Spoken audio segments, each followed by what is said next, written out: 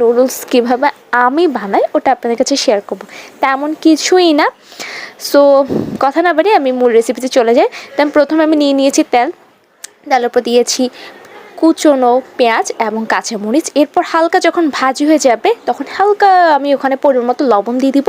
লবণ দিয়ে নাড়াচাড়া করার পর আমি এখানে ম্যাগির মশলা দিব একটা, আর একটা দিব হচ্ছে নুডলসের যে মশলাটা থাকে ওইটা দিয়ে দিব। ওটা দিয়ে ভালো করে আমি নেড়ে যাতে মশলাটা পেঁয়াজের ভিতরে একটু ঢুকে পড়ে। এর আগে আমি লবণ টবণ দিয়েছি। আপনারা চাইলে মাংসটা স্কিপ করতে পারেন। আমি যেহেতু এখন কোরবানি গিয়েছি, গরু মাংস মোটামুটি আলহামদুলিল্লাহ সবার বাসায় আছে, তো আমি ওইখানে গরু মাংস দিয়েছি।